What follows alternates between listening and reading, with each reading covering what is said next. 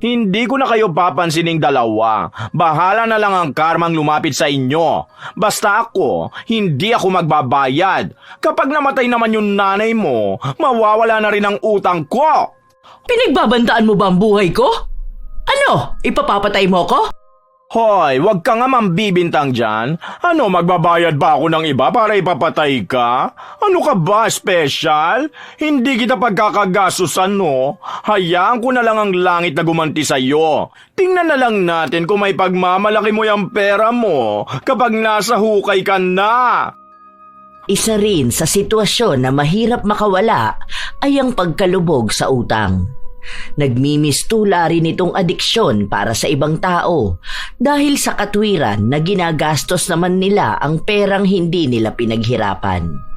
Ganoon ang palaging iniisip ni Larcy hanggang sa tuluyan na siyang nalubog sa kanyang mga utang. Yun din ang naging dahilan niya para gawin ang isang bagay na sa tingin niya ay makakatulong sa kanya para makalaya. Ngunit ang masama niyang plano ay maaari ring maging mitya ng isang sumpa para sa kanya. Magagawa niya pa kayang makabayad sa kanyang mga kautangan o hihintayin na lang niyang singilin siya ng kamatayan? Ito naman si Ate Juliet, hindi pa patawarin ngayong araw na to. Alam mo naman na ang dami nangyayari sa life ko. Saka ka naman ingel Holiday ngayon, paawat ka naman kahit minsan. Akala mo kasi lagi kang tatakbuhan Dito lang naman ako nakatira, hindi ako aalis. Ano namang kinalaman ng holiday sa pagbabayad mo ng utang mo? Ito ang usapan natin, di ba? Alam mo naman na to nung nakaraan pa. Larcy, ilang buwan ka nang hindi naghuhulog. Hindi naman pwedeng pabayaan mo ang utang mo. Anong hindi naguhulog? Di ba kabibigay ko lang sa inang tubo nung nakaraan? Wala naman akong pera, te. Nagsarado na nga ang tindahan ko. Maliliit na kitaan lang ang ginagawa ng gurang na bakla, Awa na lang. O baka gusto mong wala na ako makain? Hindi naman pwede na lagi na lang awa ang paiiralin ko. Paano naman ako? Hindi ko naman pera yan May financer ako. Yung pera na binibigay niya, kailangan ko rin ibalik sa kanya. Ako naman ang malulugi nito kung aabonuhan ko. Kakarampot na nga lang ang kita ko sa pagpapautang. Pinapaikot ko rin naman ang pera. Hindi pwedeng nakastak lang yan sa iisang tao ng mahabang panahon. Anong kakarambot dyan? 5-6 yan? 200 na agad kita mo sa 1,000 utang. Mababa na ang 5K na pautang mo sa isang tao. Ano ba naman, napatawad mo na yung sakin, di ba? Babayaran naman kita kapag nagapera na ako Pambili lang ng pagkain na meron ako. Baka naman kapag binayad ko pa sa'yo, mamatay naman akong mulat ang mata. Ano? Akala mo ata sa akin lahat yun? Mas malaki naman ang binabayad ko sa financer. Hindi pwede yang hayaan. Inutang mo yung pera na yan. Dapat lang nabayaran mo yan. Ito na naman tayo sa pahirapan kang singilin Buwan na nga ang hulog mo, di mo pa magawa. Pero nakikita ko ang mga post mo sa Facebook, panay kagala. Last week nasa Palawan kayo. Nakita ko yung mga picture mo, nasa eroplano pa kayo. Mano sana na ibinayad mo na lang yun sa akin para sana makaulit ka pa kung sakaling uutang ka. Hindi ko naman pipigilan ang gala mo Ang sa akin lang, alamin mo naman ang responsibilidad mo sa utang mo. Pati ba naman post ko sa Facebook, papakialaman mo pa? Malamang nagliliwaliw lang yung tao.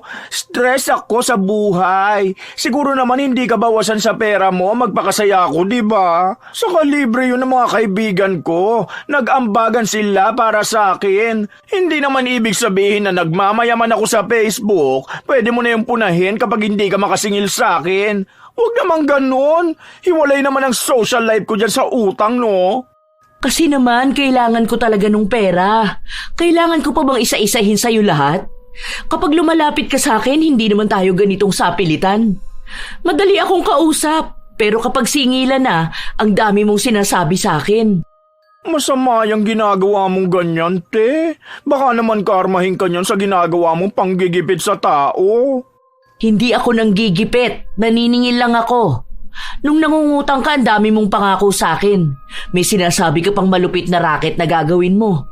Nasaan na yun? Bakit ngayon na nagkakasingilan na dinadaan mo ako sa karma? Hindi ba ikaw dapat ang makarma? Dahil sa panay ka utang, hindi ka naman marunong magbayad. Over ka naman sa karma. Kumato ka nga dyan. Kakatakot yan. Humihiling ka ng masama sa kapwa mo. Basta hanggang sa linggo pagbibigyan kita. Ayoko ng tubo lang ang ibibigay mo sa akin. Kailangan ko yung mismong pera dahil ako ang masisira sa financer ko kung hindi ako makakapagbigay ng pera sa kanya. Usapan na natin ha. Sumunod ka naman. Hindi yung maniningil pang magmamakaawa. Ito naman, akala mo hindi magkakilala eh.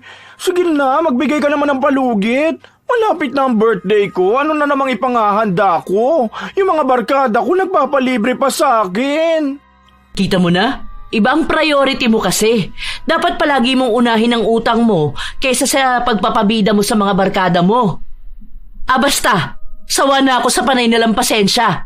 Bayaran mo ako para tapos ang usapan natin. Hindi na ako naghintay pa na magsalita si Larcy. Umalis na ako dahil may mga kailangan pa akong singilin. Itong pagpapautang ng 5-6 ang masasabi ko na isa sa mahirap na gawin. Dahil meron talagang mga tao na magaling lang kapag nangungutang pero pahirapan na kapag singilan. May mga responsable namang mangungutang na sila na ang kusang nagbabayad. Pero mas marami pa rin ang naghihintay na singilin. Ang iba, kapag pinahihirapan ako sa pagbawi ng pera, hindi na sila nakakaulit na umutang sa akin kahit paanong drama nila sa buhay. Gabi na nang ako'y makauwi sa bahay. Naabutan ko ang bunso kong anak na nagluluto. 2 na lang kaming magkasama sa bahay dahil yung 2 ko pang anak meron ng mga asawa. Ang asawa ko naman, matagal nang sumakabilang bahay. May sarili ng pamilya. Nay, paluto na to. Pahinga ka na lang po muna dyan tapos tawagin na lang kita kapag kakain na.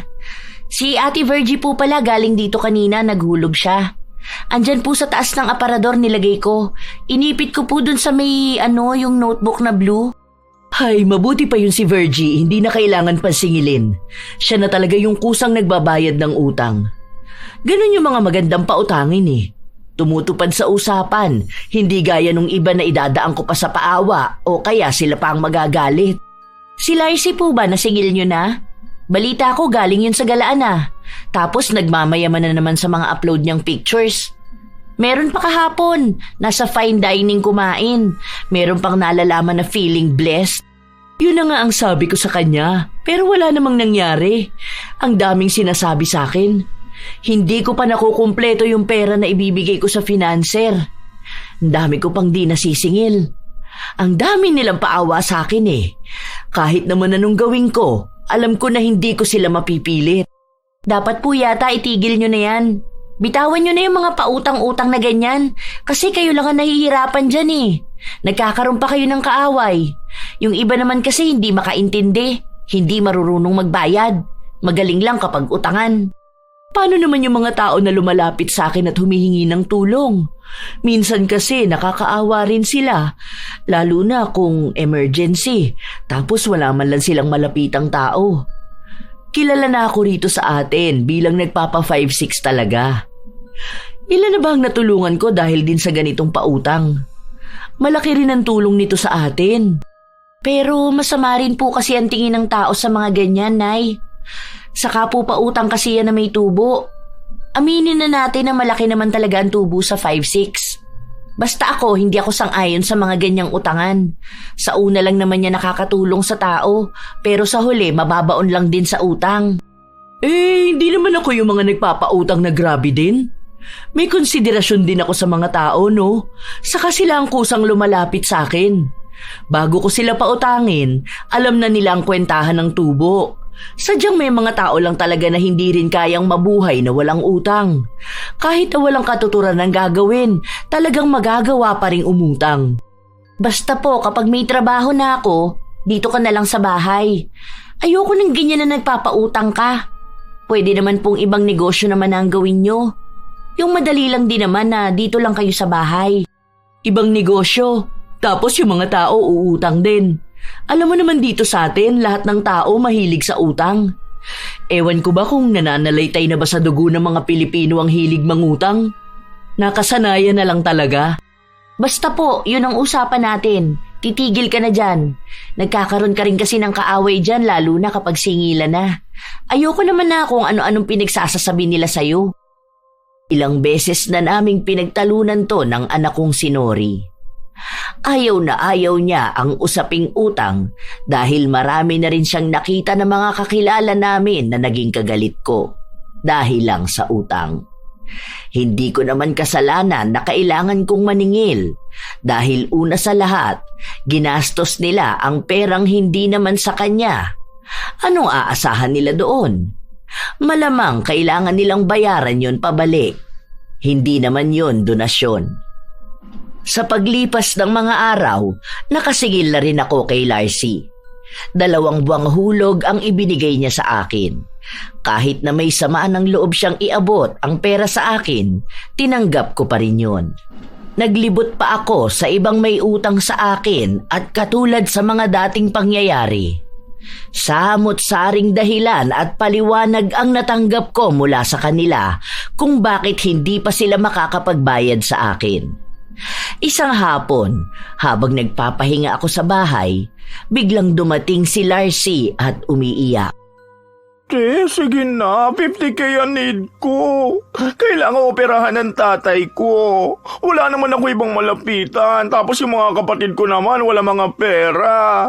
Alam mo naman yung mga yun mga hampas lupa din gaya ko. Ang baba pa ng sahod sa probinsya namin.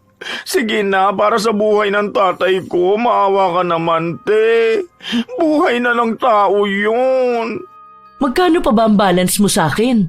Nasa 30K pa yun, bakla. Hindi ka na nga nakakahulog sa akin eh. Kung uutang ka pa, papalo na ng humigit kumulang 100K ang dapat mong bayaran sa akin. Saan ka naman kukuha ng perang ipambabayad mo, Aber? Kung sa hulugan nga hindi ka na makausad, sa ganyan pa kayang halaga. Yung kapatid ng tatay ko, hinihintay lang mabenta yung lupa niya sa Texas, tapos uuwi ng Pilipinas. Sabi niya sa akin, kung may mauutangan nga kami, tapos siya na lang ang magbabayad. Sinubukan ko naman maghanap, pero walang kaya magbigay ng ganung halaga. Yung mga kaibigan ko naman, may mga pinagkakagastusan ngayon. Promise, te, isettle ko ng buo yung utang ko. Babayaran ko talaga, hindi na hulugan. Talagang promise, Pexman, mamatay man. Kahit dagdagan mo pa ng tubo. Kung ayaw mo ng 5'6", gawin na nating 5'7". Need na need lang talaga ng tatay ko. Delikado kasi talaga ang kalagayan niya eh. Kung matatagalan pa ang operasyon niya, baka hindi ko na siya makita pa. Paano naman ako makakasigurado na babayaran mo nga yan? Ako rin kasi ang natatakot. Hindi mo naman ako masisisi kasi kilala na kitang makunat magbayad eh. Kung hindi ka papipilitin, di ka naman nagkukusang magbayad. Kulang na nga lang lumuhod ako para lang sa bayad mo. Okay, sige, ganito na lang. Ikaw na lang munang humawak ng ATM ko. Diyan pinapadala ng tita ko ang pera. Kapag nagpasok na siya ng pera, ikaw ang kumuha para kunin mo na rin yung bayad sa utang. Sasabihan na lang kita kapag nagpasok na siya. Inaayos na kasi yung papers para sa lupa niya totoo ba yung mga sinasabi mo? Baka mamaya dinadaan mo na naman ako sa mga salita mo, ha? Di ka pa rin pala talaga naniniwala sa akin? Ito, message niya sa akin. Basahin mo, nandito lahat ng usapan namin. Pati na rin usapan namin ng kapatid ko sa kalagayan ng tatay ko. Namamaga na nga rin itong mga mata ko, kakaiyak ko. Kasi wala talaga akong mahagilap na taong tutulong sa akin. Feeling ko nga mababaliw na ako. Kaso wala pa akong hawak ngayon. Bukas ko pa makukuha ang pera. Ire-request ko pa yun sa financer. Kailangan niya pa munang ihanda ang pera. Kung sakali man, tanghali pa bukas, pupuntahan ko pa sa bahay nila. Sigurado ka dyan sa sinasabi mo, ha? Huwag mo naman akong lokohin tapos idadahilan mo pa ang tatay mo. Ito, picture ng tatay ko na nasa ospital. Kanina ba sila tawag ng tawag sa akin? Aburito na nga ang utak ko eh. Gusto ko na nga bumuka ka kung saan para lang may makuhang ipadadala sa kanila. Tingin mo ba gagamitin ko pa ang kalagayan ng tatay ko? Buhay na niyang nakataya rito. Kahit naman ako nahihiya na sa paglapit sa iyo eh. Pero sa totoo lang, ikaw lang talaga ang may mabuting puso na madaling makausap. Oo na, sige na, naniniwala na ako sa'yo. Basta siguraduhin mo to ha. Hindi to hulugan. Kailangan mo tong bayaran ng buo. Ay, maraming salamat, te. Hulog ka talaga ng langit. Kung kani-kanino na ako lumapit, ikaw lang ang nakatulong sa akin. Salamat talaga. Oo, promise ko yan sa'yo na buo ang ibabayad ko. Wala na sana akong balak na pautangin siya, pero hindi ko naman maatim na makarinig ng ganoong mga drama sa buhay. Lalo na kung para naman din sa pamilya niya. Agad kong kinausap ang financer ko para kunin ang pera na ipapautang ko kay Larcy. Kinabukasan, bumalik siya sa bahay namin at doon ko ibinigay ang perang inuutang niya. Umiiyak pa siya sa harapan ko dahil sa labis na pagpapasalamat. Naiintindihan ko naman siya dahil buhay nga naman ang kanyang ama ang nakasalalay sa pera na yon. Pero hindi naman niya ako dapat pasalamatan ng ganon dahil kailangan niya pa ring bayaran ang utang niya sa akin. Hindi ko napansin na nakita at narinig pala ng anak ko ang naging usapan namin. Alam ko sa mga tingin niya na tutol siya sa ginawa ko. Dahil ilang beses na niya akong sinabihan na wag na ngang kumuha pa ng dagdag pera sa financer dahil kapag nagkataon, ako naman ang malulubog sa utang. Mamaya nagpapaawa lang yun eh. Para naman pong hindi nyo kilala yung bakla na yun. Lahat na yata ng klase ng drama nasabi na nun para lang makautang sa inyo. Hindi lang naman kayo ang inuutangan nun. Narinig ko nga yung balita na nagsanlayo ng ATM tapos hindi niya tinubos. Wala naman palang pumapasok na pera doon dahil wala siyang trabaho. May ipinakita siya sa akin at yung tatay niya nga ang nasa ospital. Nakakaawa naman kasi yung tao. Paano kung kailangan talaga niya ng pera, di ba? Paano kung nagmatigas ako tapos hindi na isalba ang buhay ng tatay niya? Baka habang buhay akong habulin ng konsensya ko. Paano po kung hindi naman totoo? Siya ba hahabulin ng konsensya niya kung ikaw ang sisingilin ng financer mo dahil sa utang niya? Ako naman ang nasa-stress sa mga pinagagagawa niyo, Nay. Magtiwala na lang tayo. Hayaan mo na. Alam ko naman na babayaran niya ang utang niya. Hindi ko siya titigilang singilin hanggat hindi niya na ibibigay sa akin ng buo ang perang hiniram niya. Panay na lang magtitiwala. Kaya ka naloloko ng mga nangungutang sa'yo kasi po panay tiwala sa kanila ang ginagawa nyo. Sa sobrang tiwala nyo sa kanila, ayun, hindi na kayo kinakausap. Hindi tumigil si Nori sa pagpapaalala sa akin na singilin si Larcy. Ilang araw lang din naman ang lumipas. Nabalitaan ko na bumili ito ng bagong refrigerator. Narinig ko pa na may kamahalan yon. Bigla ko na lang naalala na nangutang siya sa akin para sa pagpapa-opera ng tatay niya. Tapos nagawa niya pang bumili ng mamahaling gamit. Agad akong nagpunta sa bahay nila para makibalita. Totoo nga, dahil sa tapat pa talaga ng pinto niya nakalagay yung refrigerator para siguro mas madaling makita ng mga kapitbahay niya. Nakibalita pa ako dahil kilala ako sa lugar namin bilang maniningil ni Larcy. Nagtanong ako sa kanila kung may nasagap ba silang balita tungkol sa tatay ni Larcy.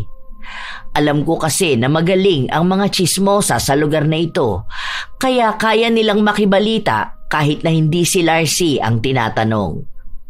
Doon ko nalaman na matagal na raw patay ang tatay ni Larcy. Hindi ko naman sinabi sa kanila na may ipinakita itong litrato sa akin, pero sila ang nagkwento na dati raw may nanugod kay Larcy dahil sa utang nito at ang idinahilan niya ay ang inutang nitong pera para sa operasyon ng kanyang ama.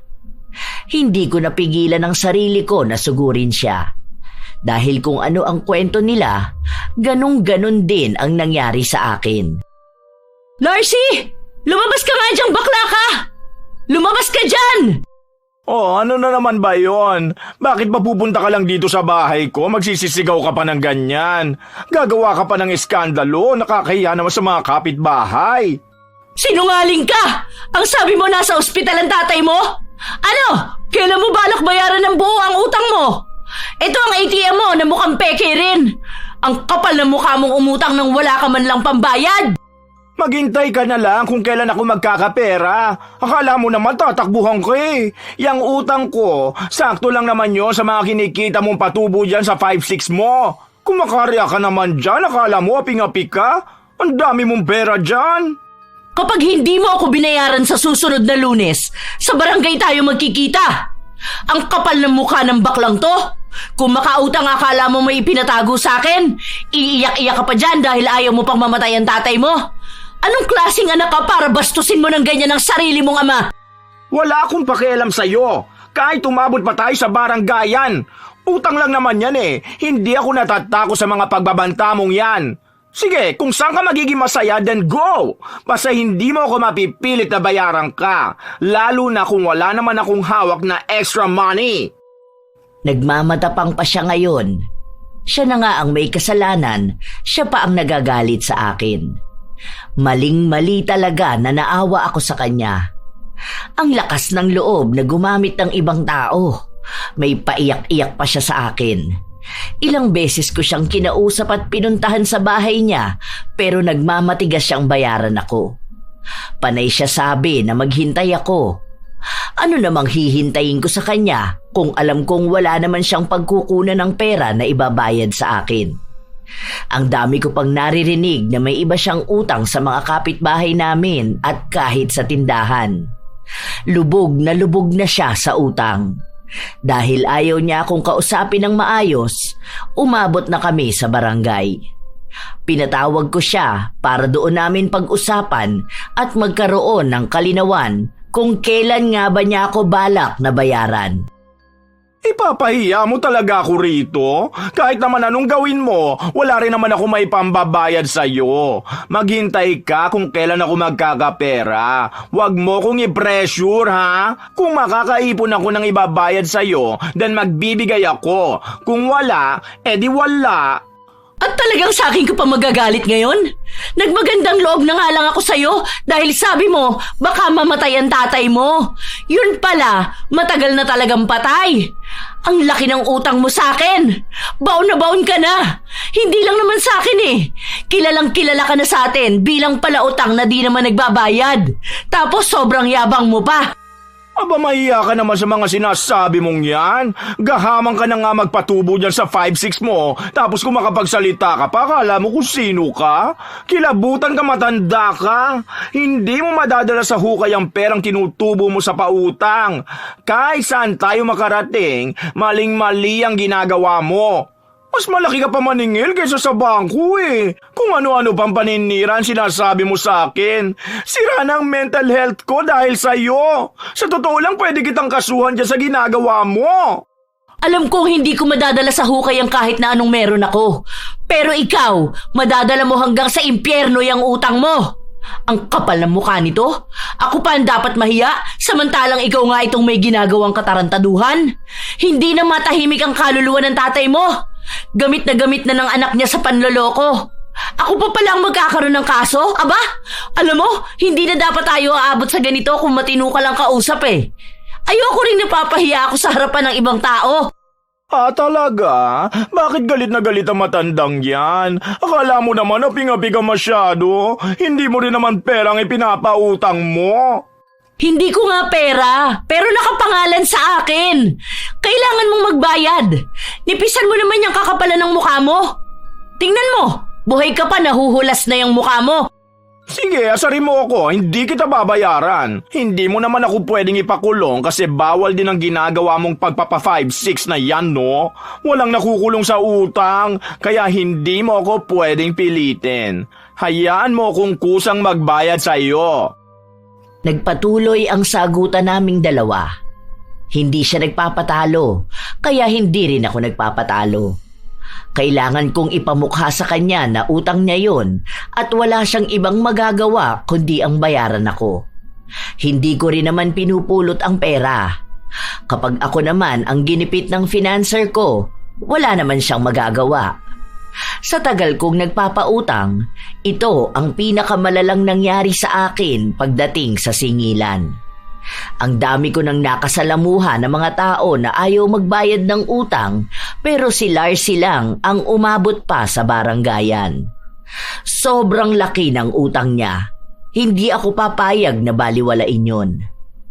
Natapos ang usapan namin nang hiningian siya ng pangako kung kailan niya ako dapat nabayaran.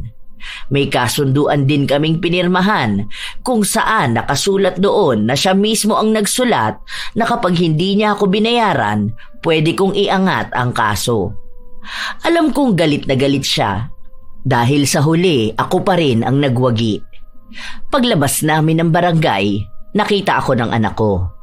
Agad niya akong nilapitan at masama ang tingin kay Larcy. Aba, ayusin mo yan tingin mo sa akin, bata. Huwag mo ko mamalditahan dahil mas maldita ako sa iyo. Huwag mo ipagmamalaki sa akin yan nanay mo. Baka pagbuhulin ko pa kayong dalawa, mga buwisit kayo. Mas maldita ka nga, hindi ka naman marunong magbayad ng utang mo. Wala ka nang pakialam sa utang ko, ha? Wala ka pang alam sa ganito. Ayan, diyan ka sa nanay mo kumampi para paglaki mo, manahin mo ang kasamaan ng ugali niya. Ang kaswapangan niyan sa paniningil ng utang. May future ka para sa pagpapa 5-6 na yan. Maldita ka rin eh. Una dyan, dapat masama ang ugali mo para kapag maniningil ka, hindi ka makukonsensya. Bagay na bagay sa'yo. Ngayon pa lang alam ko na rin maitim yung budhi mo. Huwag mo ngang pagsalitaan ng ganyan ng anak ko. Hindi naman siguro kasalanan ng ibang tao na ganyan ang ugali mo, no? Na hindi ka naman talaga marunong magbayad ng utang mo. Huwag ka na po masyadong magalit, Nay. Baka mapano ka pa. Wala namang maitutulong yung thunders na bakla na yan. Baka mas matuwa pa yan kapag napahama ka. Ay, attitude talaga si bata. Wow, manang-mana sa ina niya. Talaga? Buti na lang bakla ka kaya wala kang anak. Walang magmamana sa pagiging palautang at manloloko mo. Matanda ka na, mag-isip ka naman. Matuto kang mahiya at magbayad ng perang ginastos mo. Uutang-utang ka tapos di ka magbabayad. Tapos kapag sa social media mo feeling blessed ka? Anong blessed doon? Ang perang utang mo? Flex-flex ka pa ng mga bago mong gamit tapos iiyakan mo lang sa paawa ang mga pinagkakautangan mo. Hindi ko na kayo papansining dalawa. Bahala na lang ang karmang lumapit sa inyo. Basta ako, hindi ako magbabayad. Kapag namatay naman yung nanay mo, mawawala na rin ang utang ko. Pinagbabandaan mo ba ang buhay ko? Ano? Ipapapatay mo ko? Hoy, wag ka nga mambibintang dyan. Ano, magbabayad ba ako ng iba para ipapatay ka? Ano ka ba, special? Hindi kita pagkakagasusan, no? Hayaan ko na lang ang langit na gumanti sa'yo. Tingnan na lang natin kung may pagmamalaki mo yung pera mo kapag nasa hukay ka na. Talagang dinamay mo pa ang langit sa kasamaan mo, no? Kapag may masamang nangyari sa nanay ko, alam ko na agad kung sinong gumawa nun. Ikaw at ang demonyong sinasamba mo! Ay, na-stress naman ako sa inyo. Bahala na nga kayo dyan. Magsama kayong mag-inang mga tsaka ang face at mga attitude. Che! Hindi man lang natutong magpakumbaba si Larcy. Siya pa talaga ang naging matapang. Dahil sa nangyaring baranggayan, naging laman kami ng mga bulong-bulungan sa paligid. Iba-ibang kwento na hindi ko rin alam kung paano nabuo. Hati ang opinyon nila. May mga pumapanig kay Larcy, meron naman sa akin.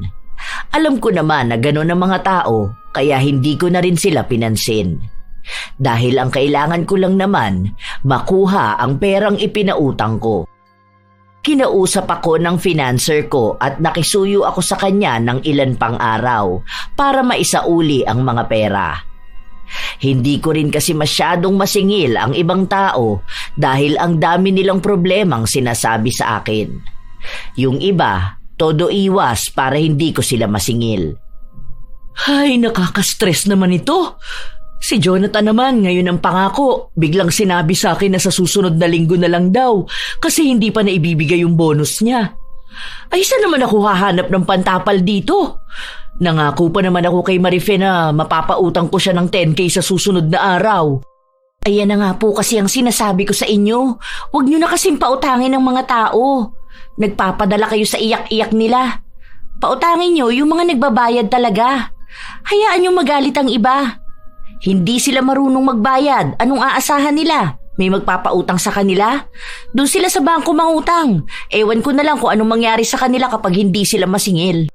Ewan ko ba? Dagdag pa sa stress ko yung si Larcy. Ayaw talagang magbayad sa akin, ang tigas. Kapag nagpupunta ako sa bahay nila, laging nakasarado ang pinto. Tapos siya pa ang hilig manigaw sa akin, kahit na kinakausap ko naman siya ng maayos. May kasabayan nga ako kanina naniningil sa kanya eh. 5'6" din pero hindi ko kilala. Baka sa ibang lugar niya yun nautangan. Narinig ko na naman ang pangalan ng pangit na yun. Ako, gigil na talaga ako sa pag-uugali ng bakla na yun eh. Ewan ko ba kung bakit naaawa kayo sa kanya noon? Huwag na nga lang natin pag-uusapan yan. Oo nga po pala, Nay.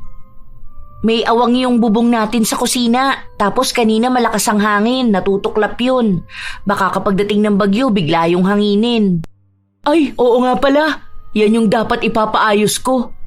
Tawagin mo nga si Kuya Dan. Sabihin mo padaganan ako ng bubong. May paparating pa naman bagyo. Baka tangayin na nga yan. Sinunod ng anak ko ang utos ko sa kanya. Habang inaayos ang bubong sa kusina, kinukwenta ko kung magkano ang perang hawak ko.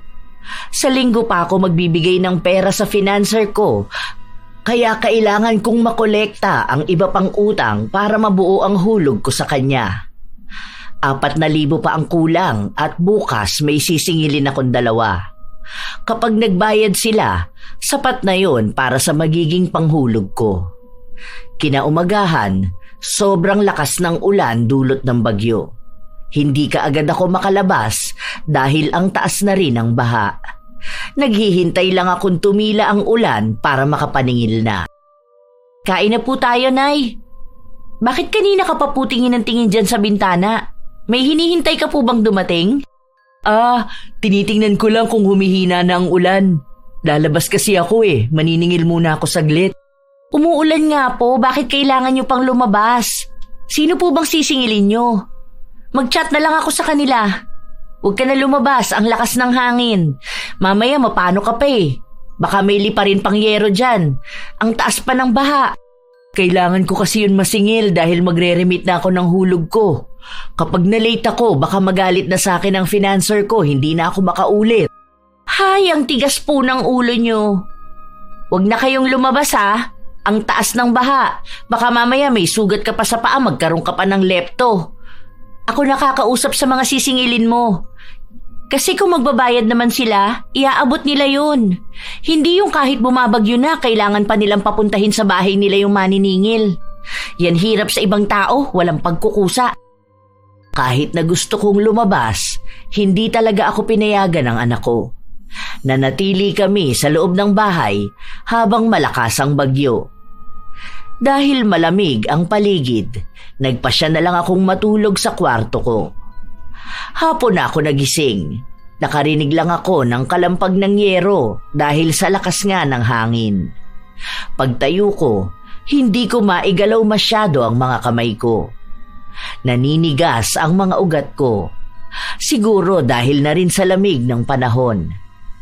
Agad kong tinawag ang anak ko para kumuha ng maligamgam na tubig na pagbababaran ko ng mga kamay ko.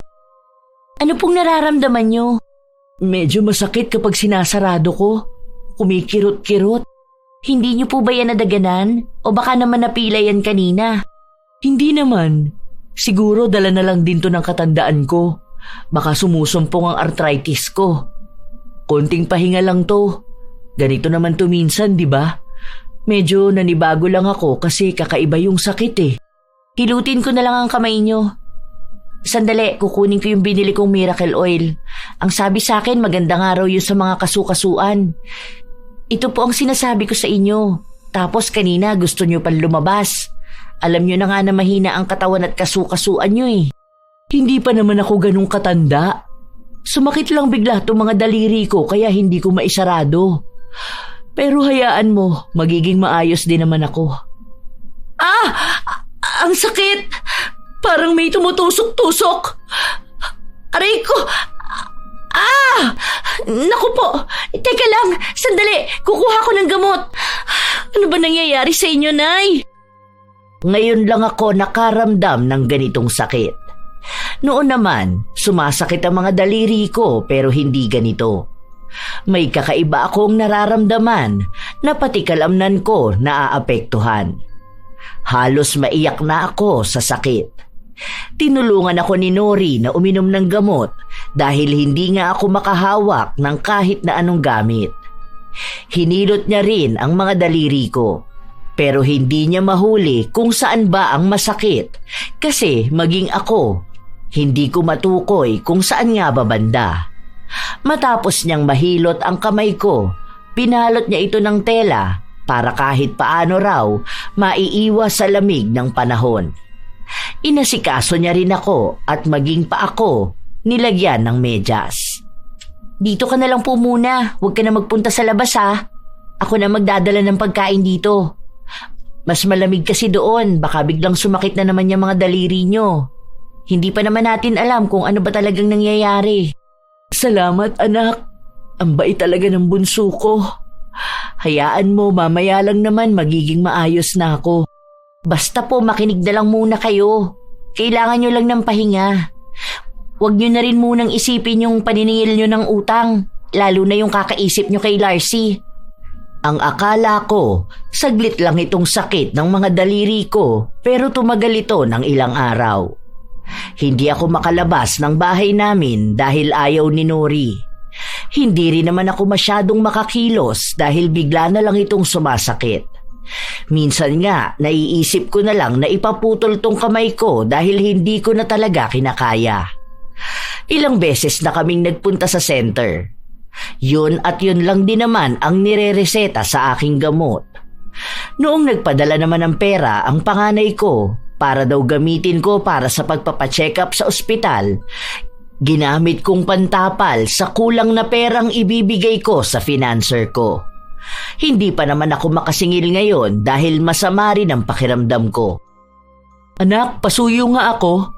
Pumunta ka kina Judith at dun sa bahay na pink. Dapat nung nakaraan pa yun maghuhulog sa akin, hindi naman nagbigay. Tanong mo kung magbabayad na sila. Paalala mo lang kamo. Kung meron naman na, kunin mo na ang pera. Pagkabukas ni Nori ng pinto, nakita naming naroon si Larcy at parang kararating niya lang din. Gusto yatang makibalita sa nangyayari sa akin. Medyo nagulat pa nga siya nang makita namin siya. Oh, anong ginagawa mo rito? Huwag mo sabihing mangungutang ka na naman. Wala na, magbayad ka na muna. Huwag mo nang isagad yung kakapalan ng mukha mo. Huwag ka nga ganyan makipag-usap sa akin. Nakikichiga lang ako.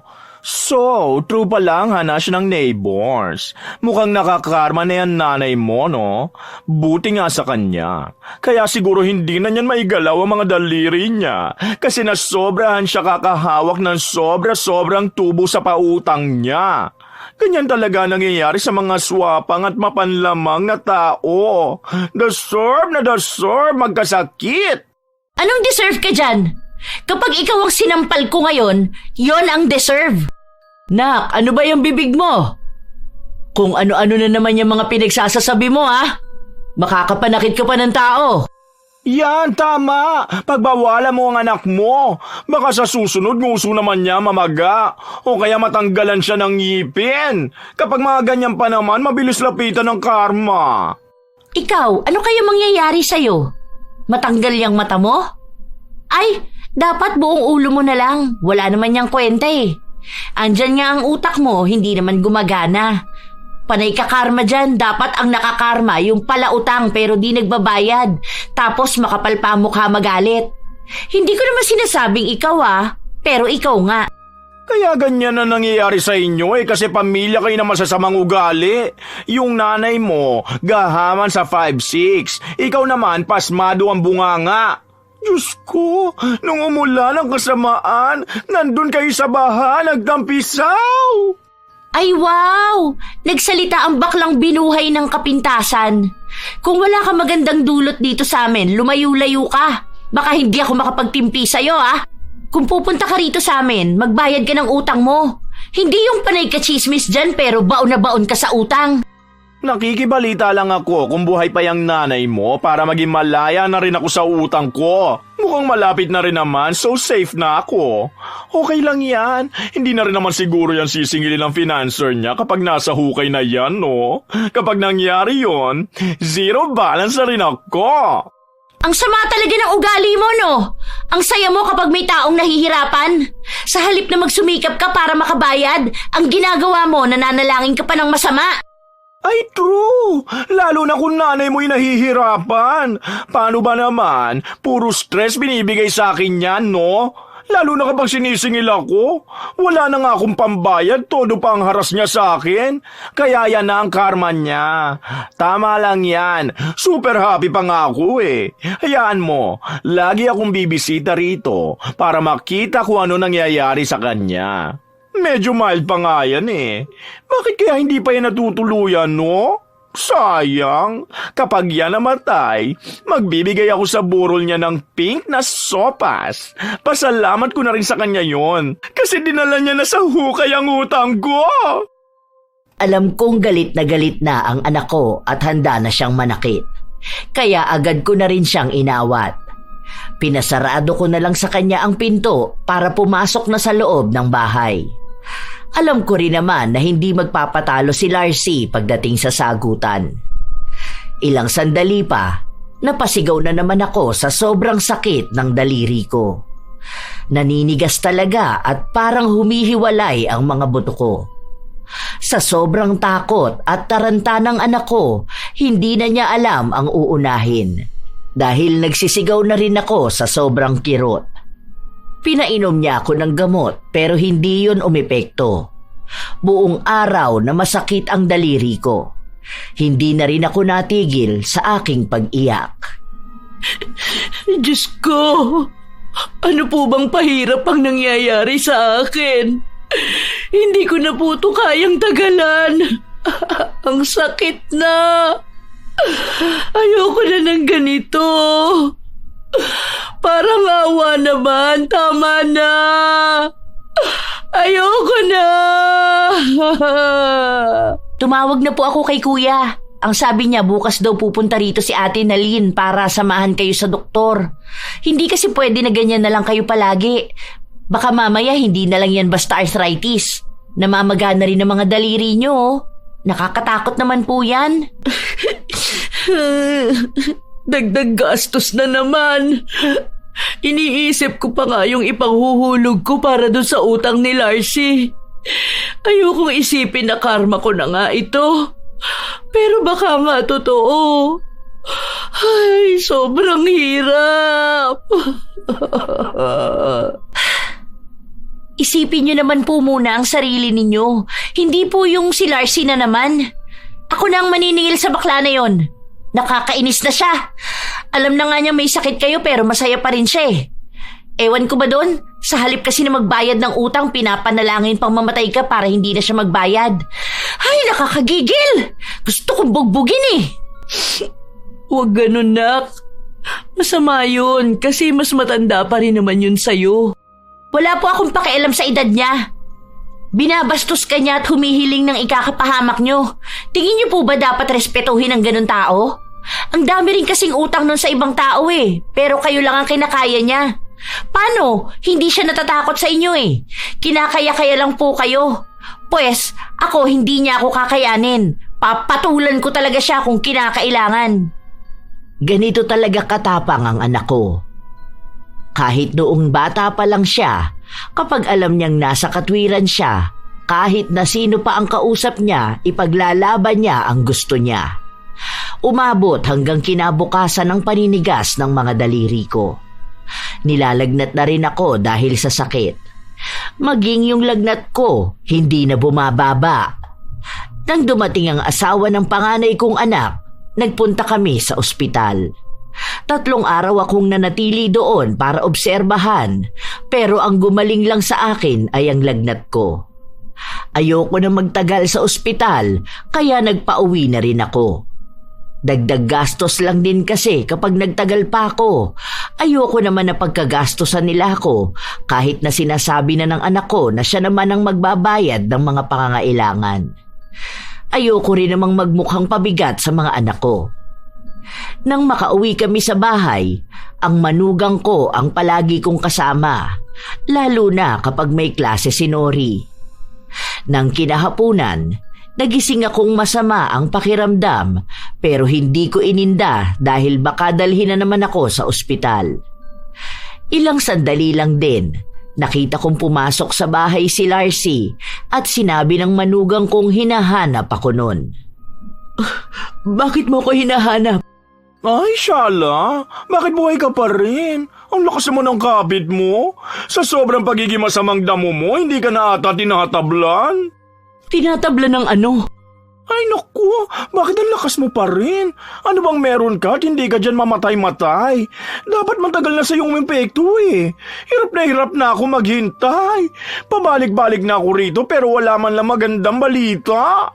Bakit mo ba ako hinihintay na mamatay? Ano bang kasalanan ko sa'yo? Malaki ba ang magiging ginhawa sa buhay mo kapag nawala ako sa mundong to? Ay aba, oo, malamang mawawala na rin ang utang ko kapag nawala ka, no? Ang dami mo nang istorbo sa akin eh. Masyado kang papansin, kaya dapat mawala ka na sa mundong ito.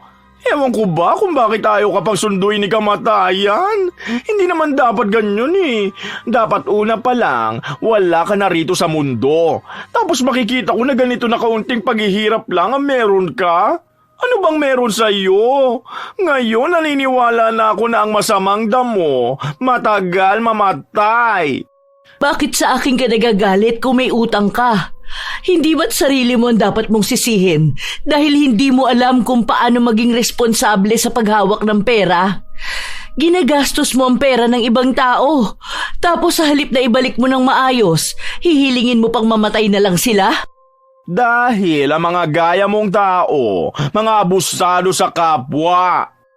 Ako pa talaga ang naging abusado?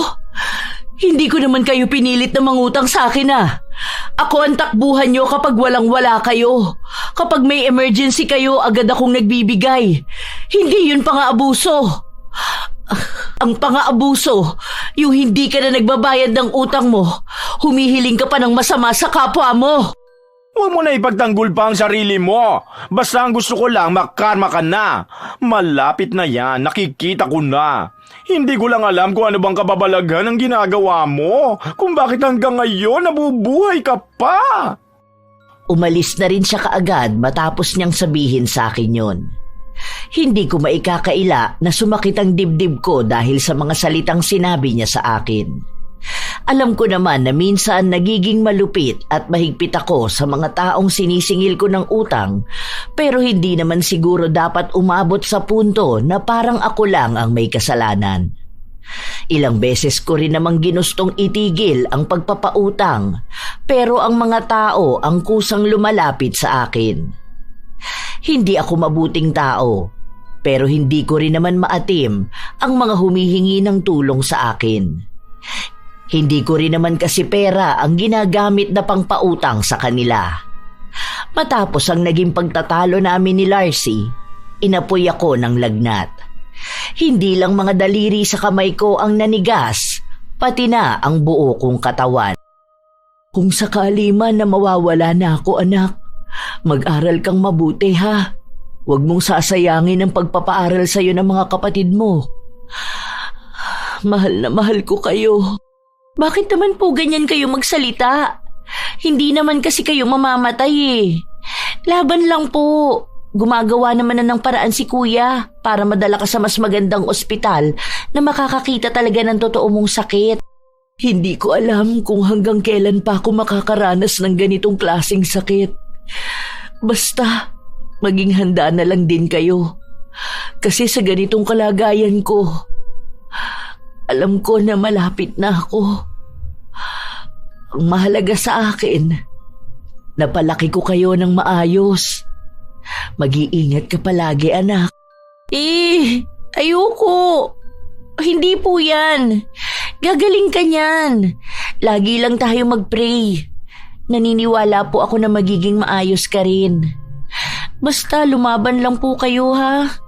Hindi pa kayo pwedeng mawala. Mamimiss kayo ng mga apo nyo. Tumawag pa naman si kuya. Pupunta sila rito. Excited pa yung mga bata kasi makikita na ulit kayo. Mas lalo akong naging emosyonal sa mga sinabi ni Nori. Kahit na ayoko pa namang mawala, kung yun na talaga ang mangyayari sa akin, wala na akong magagawa pa. May oras naman ang bawat tao at baka ito na rin ang sa akin. Hindi ko na rin kasi kaya itong sakit na nararamdaman ko. Dagdag pa na para na akong pabigat sa aking pamilya. Sa paglipas ng mga araw, wala pa ring nagbabago sa kalagayan ko. Masakit ang bawat parte ng aking katawan at inaapoy ng lagnat. Hindi na bumababa. Isang araw, habang binibihisan ako ng manugang ko, narinig ko ang pagmamadali ni Nori na umuwi sa bahay. Ano ba't nagmamadali ka? Mamaya madapa ka pa dyan sa labas, magkasakit ka pa. Sinabi ko naman sa'yo na mag-iingat ka palagi, di ba? Nay, alam ko na kung bakit ka nagkakaganyan. Yung kaklase ko, naikwento ko yung nangyayari sa'yo at sabi niya, baka raw pinakulam ka ni Larcy. Ano ba yung mga pinagsasasabi mong pinapakulam? Hindi ko akalain na naniniwala ka sa mga ganyang bagay. Hindi naman totoo yung ganyan. Wala naman pong mawawala kung maniniwala tayo, di ba? Kasi ganyan-ganyan daw ang nangyari sa tita niya 2 years ago. Yung tita niyang yun dating nagpapautang, tapos suki raw si Larcy. Ngayon, nung umutang si Larcy ng malaking pera, bigla na lang nagkasakit ang tita niya, tapos namatay. Dapat nga raw ipapaalbularyo pa nila yun eh. Sinundo pa nila yung albularyo, pero huli na ang lahat pagdating nila kasi namatay na. Mukhang ganun ang ginagawa ni Larcy sa mga pinagkakautangan niya, lalo na kapag hindi na niya kayang magbayad. Meron ba silang patunay na si Larcy nga ang gumawa? Paano kung katulad ko na matanda na at may sakit? Baka naman napagbintangan lang. Halata naman po may balak yung baklang hukluban na yun eh. Wala silang patunay pero narinig daw nila na si Larcy ang huling nakausap nun at nagtatalo sila dahil walang maibayad si Larcy. Sinabi rin na kapag namatay na siya, hindi na kailangan ni Larcy magbayad pa. Tapos bigla ko naalala yung sinabi niya sa'yo. Sanay na ata magpakulam yun eh. Mas magandang maagapan na kaagad natin yan bago pa lumala ng tuluyan. Hindi ko na napigilan ng anak ko na gawin ang gusto niya. Hindi naman ako naniniwala na may totoong kulam. Pero dahil mapilit si Nori, hinayaan ko na lang siya. Nawala rin naman agad sa isip ko yun dahil sa sobrang sakit ng katawan ko. Maging sa paghinga ko, para bang may pumipigil. Pinipilit ko na lang lumaban at hindi ako nawawala ng oras sa paghingi ng awa sa Diyos. Parang may limitasyon lang ang paghinga ko. Hindi na rin ako nakakatayo. Kapag pinauupo nila ako, pakiramdam ko natatanggalan ako ng buto sa likod.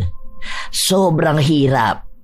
Hindi lang ako ang nahihirapan sa nangyayaring ito, pati na rin ang mga nag-aalaga sa akin. Ilang beses din ako nagpasalamat na mabait talaga ang manugang ko dahil wala man lang akong naririnig na reklamo sa kanya kapag inaalagaan niya ako. Matapos kong kumain ng kakaunting lugaw dahil hindi ko nga malunok, narinig ko ang boses ni Lori sa loob na para bang may kaaway. Pwede ba? Huwag kang abang ng abang sa bahay namin. Para sabihin ko sa'yo, buhay na buhay ang nanay ko. Ano? Hindi ka makapaniwala, no?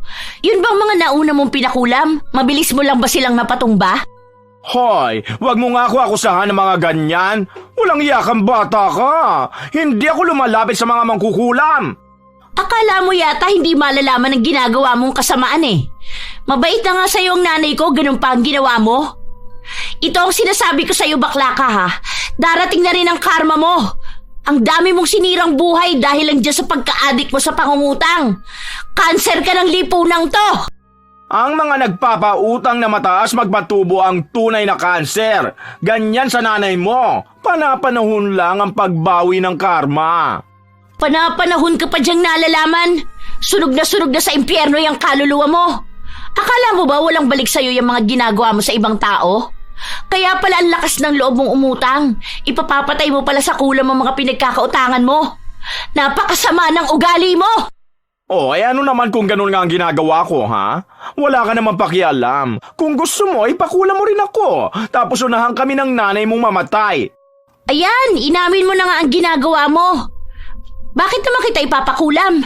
Bahala na lang ang Diyos na maningil sa'yo. Hindi lang pera ang utang na dapat mong bayaran. Ang dami mong kasalanan. Hayaan mo, darating din ang araw na lahat ng taong ginawan mo ng masama, babalikan ka. Usigin ka naman ang konsensya mo. Inutusan ko ang manugang ko na awatin niya ang dalawa at papasukin na sa loob si Nori. Alam ko na marami ng mga tao ang nakakarinig ng awayan nilang yon. Ang mga kapitbahay pa naman namin, abang na abang sa kaguluhan ng buhay ng iba. Sumunod naman din si Nori, pero pagpasok niya sa bahay, kitang-kita ko ang gigil niya kay Larcy. Umami na siya na ganun talaga ang ginagawa niya. Buisit na bakla na yun eh. Bakit ba may mga taong ganun? Ang kapal ng mukha niya. Siya na nga ang nangungutang na di nagbabayad. Gusto niya pang makaagrabyado ng ibang tao. Sana bumalik sa kanya ng mas malala yung mga ginagawa niya sa ibang tao. Kakaibang ugali eh. Halatang pang-demonyo na. Huwag ka na makipagtalo sa kanya. Kahit naman anong sabihin mo sa tao na yun, wala na siyang ibang papakinggan. Baka madamay ka pa. Ayoko naman na ikaw ang gagantihan niya. Hindi rin po ako papayag.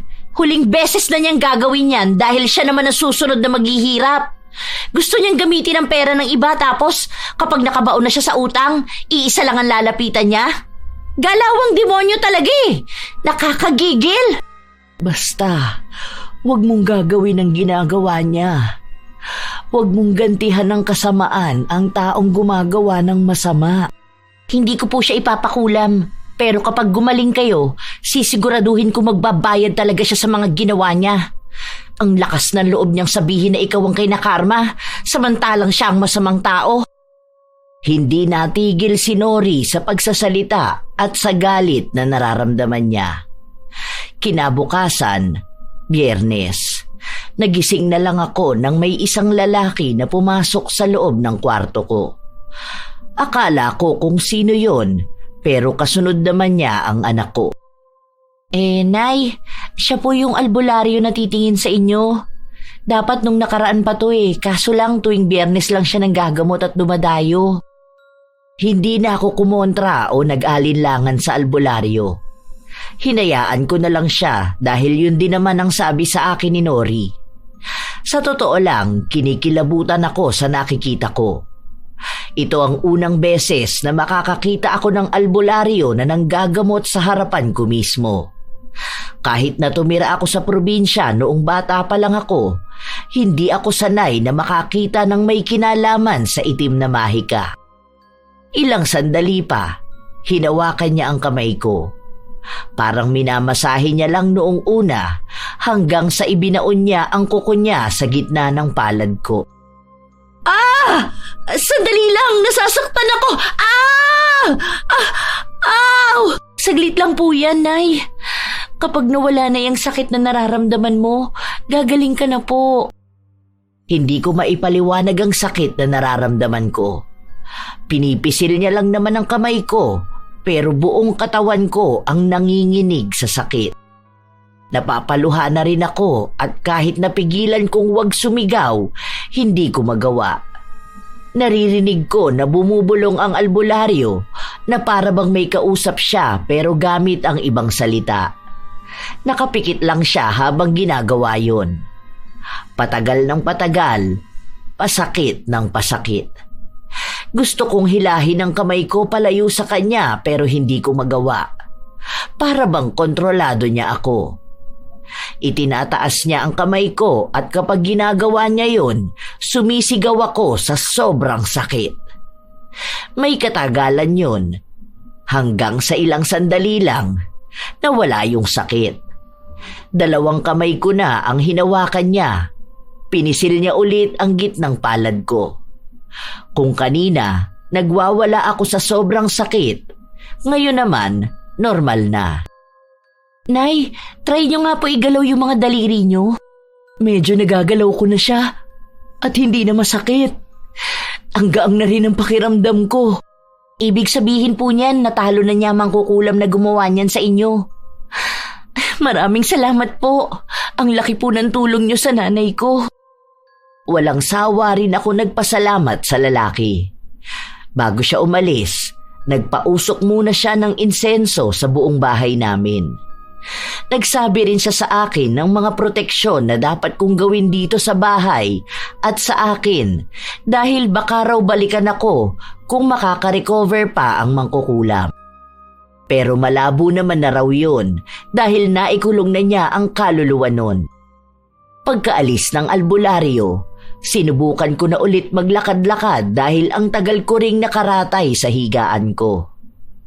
Natutuwa ako dahil hindi ko akalain naggagaling pa pala ako.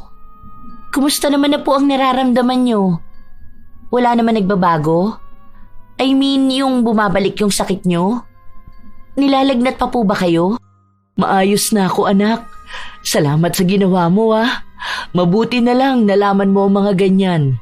Kung ako lang kasi ang tatanungin mo, hindi ko alam yung kulam-kulam na yan. May naririnig ako niya noon sa mga kwento ng mga lola ko nung kabataan ko, pero hindi naman ako nakaranas niyan. Ngayon na lang. Buti na lang po naagapan pa. Kasi ang sabi ng albularyo, karamihan daw sa mga ganyang klase ng kulam, diretso na raw kamatayan. Siguro po dahil malakas din ang pananampalataya natin kaya hindi ka pinabayaan. Salamat sa Diyos. Kay buti niya.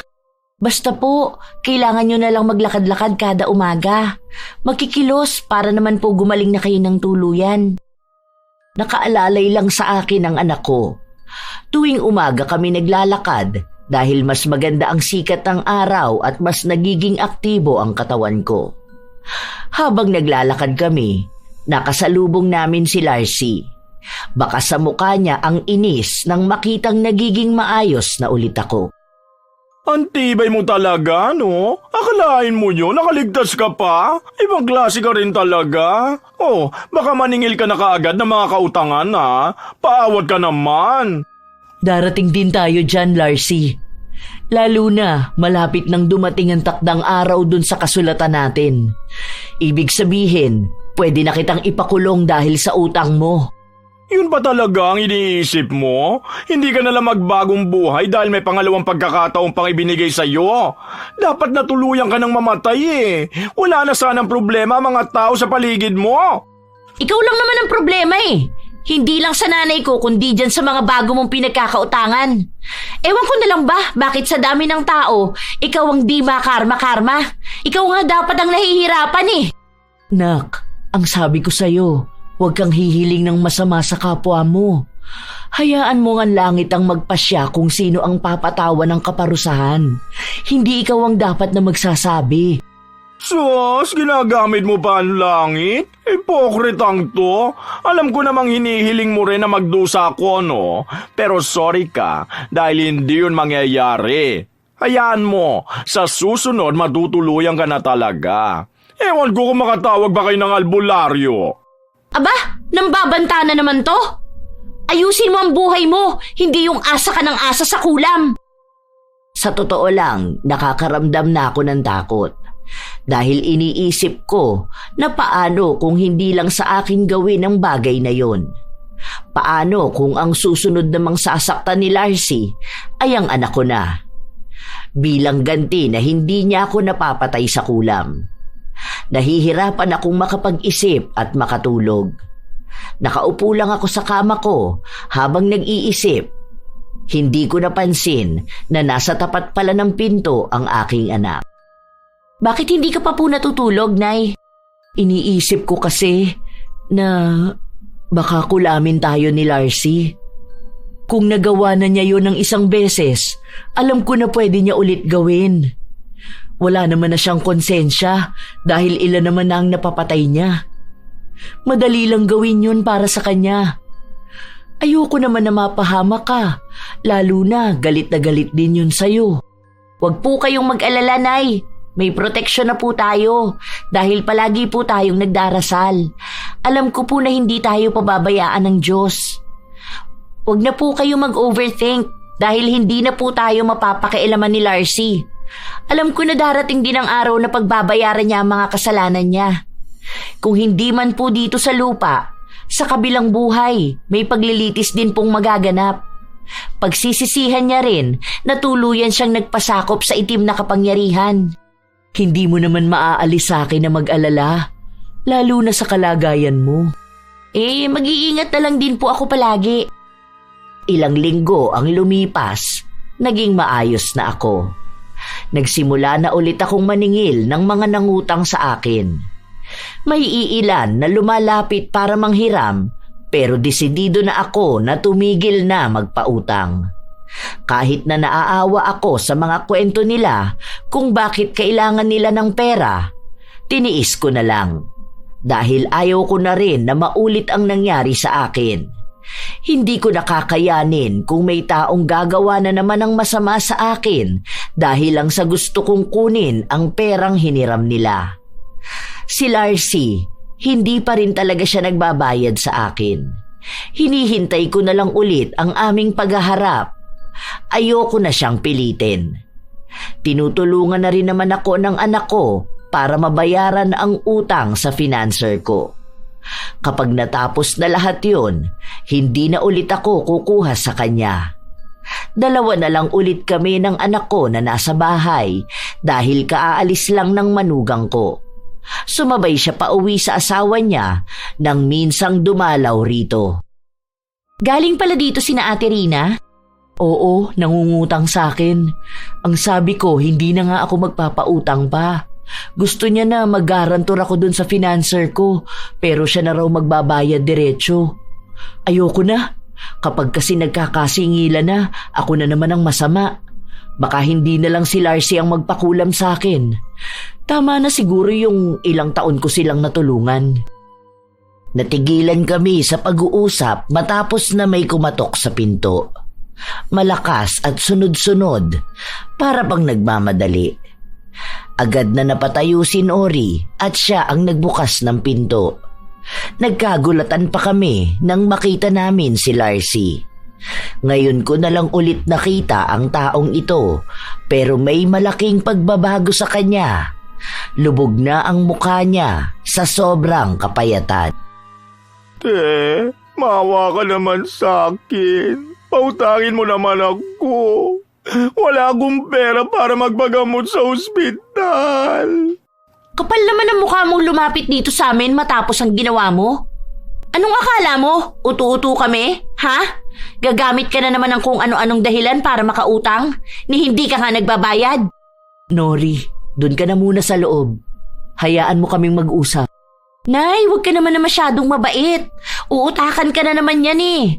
Tingnan mo, kapag yan nakautang na sa'yo, kukulamin ka na naman yan. Sige na, dun ka na. Hayaan mong kaming dalawa ang mag-usap. Nagdadabog pa si Nori habang naglalakad papasok sa bahay. Pero hindi naman siya gaanong lumayo sa kinatatayuan ko. Pasensya ka na, Larcy. Hindi kita mapapautang. Hindi na ako nagpapahiram ng pera ngayon. Itinigil ko na. Please, parang awa mo naman na. Hindi ko na alam kung saan ako lalapit para may makuhang pera. Nung nakaraan kasi, nakitaan na may problema ako sa atay. Hindi ko naman nakalain na lalalato ng ganito. Ang dami ko nang nilapitan, pero wala ni isa sa kanila ang nagpaabot ng tulong sa akin. Sinubukan mo na bang lumapit sa mga government official? Baka yun, mas makatulong sila sa'yo. Sinubukan ko na, pero hindi naman ganun kalaki ang ibinibigay nila sa akin. Nag-try na rin ako mag-loan, pero hindi ako naaprubahan. Kailangan ko ng collateral. Wala naman ako maipakita. Wala rin gusto maging guarantor ko. Ang sasama ng ugali nila eh. Pautang naman yun, tapos hindi lahat papayagan nila. Pasensya ka na talaga, pero wala na talaga akong magagawa sa ganyang problema mo. Baka natatakot na rin kasi sila sa dami ng utang mo na hindi nababayaran. Kung dati pa siguro inayos mo na yung ganyang gawain mo, may magpapahiram pa rin sa'yo. Kaso, ikaw rin naman ang sumira sa sarili mong pangalan eh. Natatakot na ang mga tao na magtiwala sa'yo. Hindi ka man lang ba nakakaramdam ng awa sa akin? Magbabayad naman ako kapag naging maayos na ako eh. Balak ko naman talagang hulugan ang utang ko sa iyo. Kaso hindi ako makapagtrabaho ngayon dahil may sakit nga ako. Malubha na to. Ilang beses ko na yang narinig sa'yo. At kung palagi na lang akong magpapadala sa mga paawa mo, ako naman ang magiging kawawa. Hindi ko na ibabalik ang nangyari dati, pero alam mo kung anong ginawa mo sa akin. Ako na nga lang kamo ang taong maaasahan at malalapitan mo, tapos ginanon mo pa ako, di ba? Hinayaan ko na lang dahil ngayon na maayos na ako, iniisip ko na lang na ito na nga marahil ang pangalawang buhay na bigay sa akin para ayusin ang lahat sa buhay ko. Kasama na roon ang pagtigil sa pagpapautang. Kahit na anong awa na nararamdaman ko, hindi ko nagagawin ulit ang magpahiram ng pera. Ito na nga ang panahon para magpakita ka ng kabutihan sa kapwa mo, hindi mo pa rin magawa. Wala kang pagbabago. Hindi ka naging mabuti kahit na minsan. Wala kang pagpapakatao. Yang ganyang ugali tulad ng sayo, yan yung mga dapat hindi nabibigyan ng pangalawang pagkakataon dahil mas lalo pang nagiging demonyo.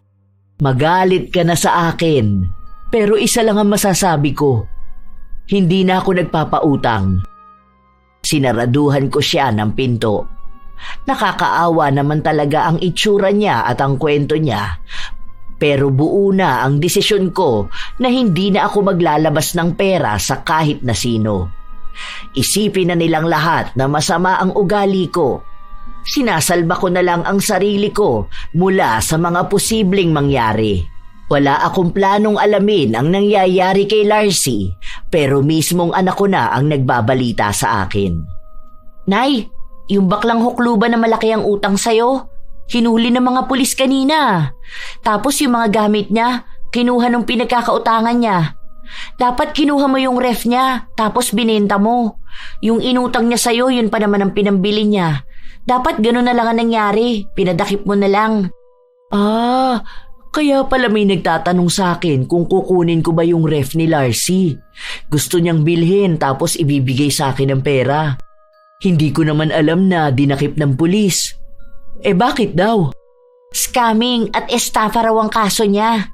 Matagal na raw yun eh, ngayon lang gumalaw yung kaso. Sobrang lala naman pala ng taong yun. Iba na yung pag-utang-utang at panloloko niya ng tao. Hindi na pang normal. Naging sakit na niya. Hay, buti na lang din. Mabibigyan na ng justice sa mga taong pinahirapan niya at niloko.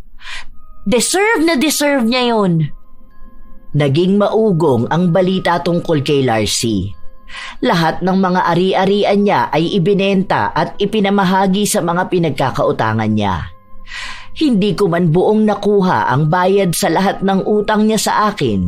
Kahit na paano ay nakatulong naman ang pera na yon para maibigay ko sa financer ko. Ilang taon din ang lumipas bago ko tuluyang naibalik ang lahat ng utang. Yung iba kasi, hindi ko na talaga nasingil dahil ayaw na nilang magbayad. Kahit pataon na ang nakalipas na hindi na ako nagpapautang, may mga tao pa rin na ako ang nilalapitan. Minsan, nauudyok akong bumalik sa pagpapautang dahil sa mga nakakaawa nilang kwento. Pero sa tuwing naaalala ko ang ginawa ni Larcy, natatakot na ako. Wala na rin akong naging ibang balita tungkol sa kanya. Ang alam ko lang ay nasa kulungan pa rin siya habang iniinda ang sakit na nararamdaman niya. Gusto ko siyang tulungan sa totoo lang, pero wala naman akong magawa dahil marahil ito na rin ang kabayaran niya doon sa mga taong niloko niya. Masasabi ko na may mali rin akong nagawa sa buhay ko dahil tunay naman na malaki ang tubuan sa 5'6". Pero sadyang may mga tao pa rin talaga na kahit alam na nilang ganon ang kalakaran sa utangan, kinukuha pa rin nila dahil wala na silang pagpipilian. Mahirap din naman kasing umutang sa bangko o ibang utangan dahil maraming proseso. Nasa pagitan palagi ng pangangailangan. Pero minsan, may mga tao talaga na katulad ni Larcy na hindi marunong magbayad. Sa katwiran na hindi naman nila pera ang ginagastos nila.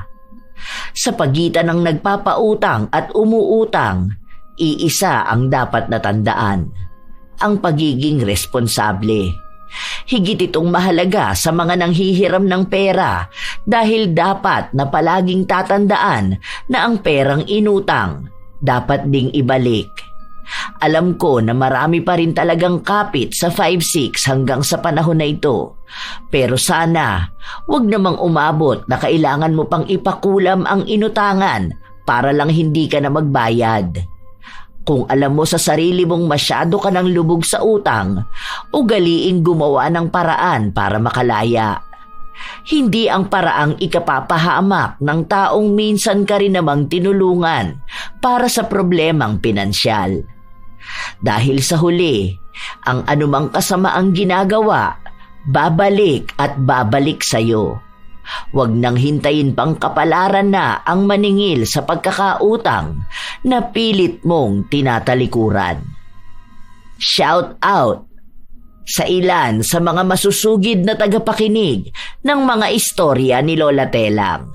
Kumusta kayo, Sidney Crosswind, Echano Lena, Aslam Liza, Beth F8J at Sateng Family, Juliet Ramirez, Elgin TV Vlog, Gladys de los Santos, Hazel Contin, Evie Bugnot at sa mga taga AJJ Garment ng Tarlac na sina Joanne, Melanie, Alex at kay Nanay Evie, Mardy Suzuki, Veronica Caspillo, Rica Subalisid Omanito, Will Maleses, Marfel Reyes, Pureza Tagiwalo, Gio Padlan, Ruth Ann Migano at sa kanyang mga anak na sina Seth, Yana at Gian Migano at sa asawa niyang si Neil Fabilia, Chris Alcantara, Estela da Silva at shout out daw sa mga kapatid niya sa Switzerland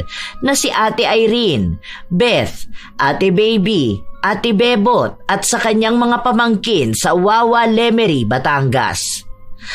Hi kina Josefina Fuelias, Maymay Paul, Violeta Largo, Marisa Villanueva, Mea Espiritu, Corazon Ingay, Edeline Sabalza, Nena Diones, Tutsi Galulan, Alma Naong, Martina Angdasan, Eliza Felias, Marlene Guevara, Maria Cristina, Lydia Lopez, Yani 89906, Bessie Tagapan, Abelita Jade, Lovely Rose Roa at sa kanyang napakagandang anak na si Princess Rain Roa D. Alawami, Tita Dagupan, Mau Mau, Jessica Rojas, Lynn Hasigawa, Cheryl Dalisay at James Cabaya Gilua ng San Pablo City, Laguna, Ana,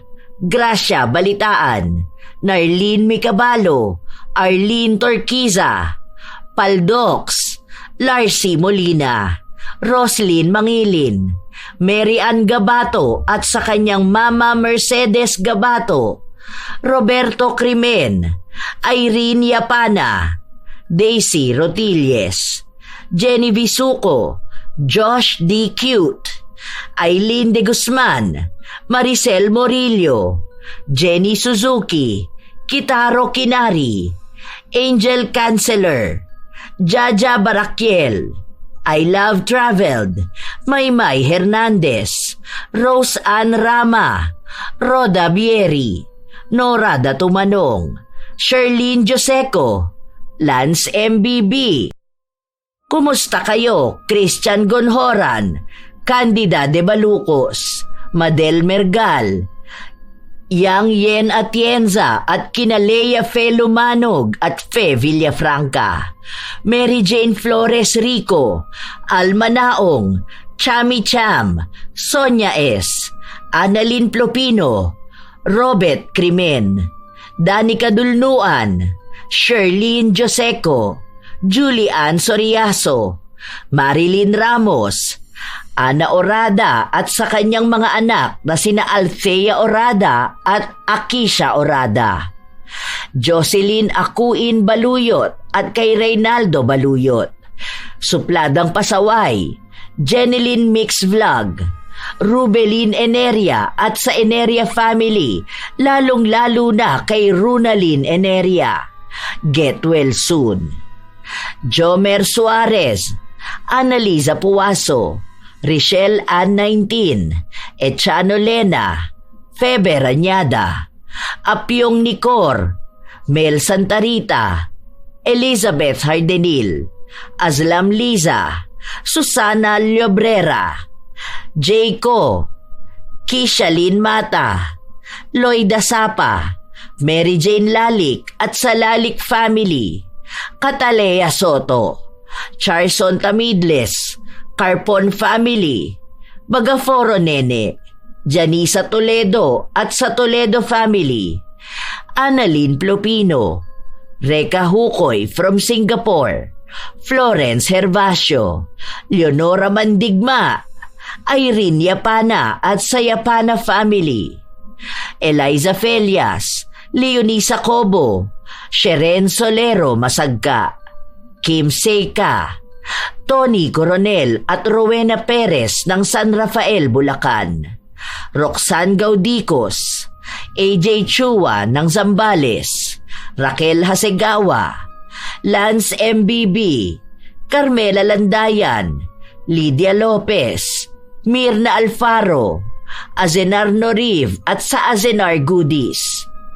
Maraming salamat sa pakikinig, Giovanni Divina Gracia at kina Roxanne, Gian, Charis, Gwyneth, Gia at Dorothy Divina Gracia ng Argao, Cebu, Cheryl Cariaga, Matt Sarol, Francisco Neng at sa kanyang asawang adik na rin sa pakikinig sa Lola Telang na si Jeremy Saranilio Francisco, Genevieve Kadapan, Lorna Mesina, Maria Lee Nakagawa, Jeanette Takazawa, Anha Rose Ayeras, Lenny 23 Daita, Gami Ramos at sa lahat ng kanyang mga kapitbahay na kasama niyang nakikinig, Danica 7615, Josenita Celeridad at sa kanyang mga anak na sina Arcus at JC, sa asawa niyang si Jude at sa Estronilio Celeridad family.